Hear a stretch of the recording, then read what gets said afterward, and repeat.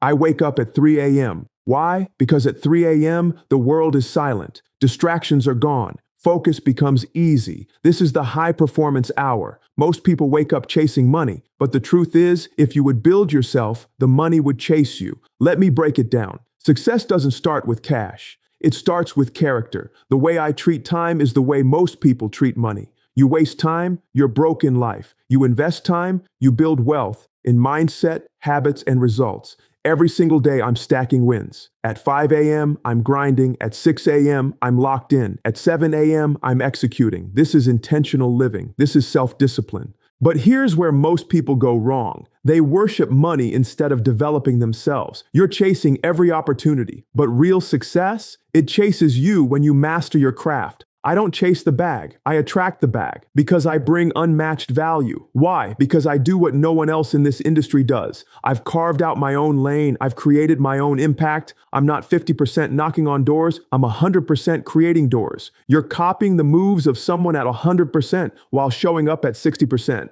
That's why you're not winning. You're trying to be them, but you haven't become you yet. And this is why I value time more than money. Because they print money every day, but they don't print time. Let me say it again. You're obsessing over what they manufacture, while ignoring what's irreplaceable. I've never met a billionaire who prints time, not one. So why would I invest more in something I can get back, instead of the one thing I can't? Because you're not developed yet. You're following the crowd, and the crowd doesn't value time. They waste it. But when you understand that time is your most valuable asset, you move different, you grind different. You level up. When you control your time, the money follows. I go to the beach every other month, not to relax, but because I've built a life of freedom through self-mastery. Most people haven't been in years. Why? Because they're stuck chasing what they haven't become. Diamonds are rare. That's why they're valuable. That's why they cost so much. So if you want to become valuable, stop being common. Stop blending in. Stop acting like everybody else. You look like them. You talk like them. You move like them, and that's why you're stuck like them.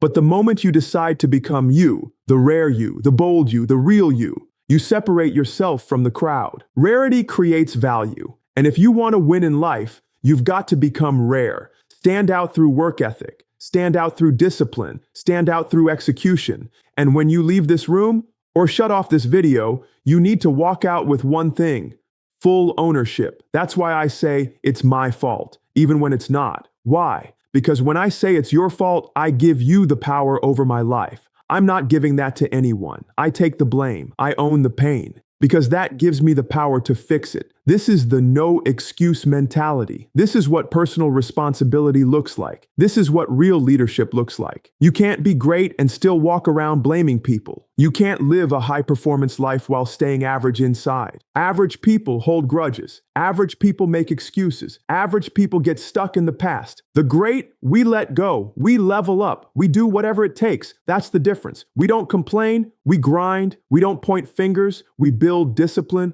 We don't settle. We rise. The moment you find your why, you can endure anyhow. That's what Viktor Frankl said. And that's how I became #1 in the world. It didn't happen by luck. It happened when life hit me hard. When I found out my wife had multiple sclerosis. And in that moment, I had a choice: break down or level up. I chose to grind. I chose to lead. I chose to rise.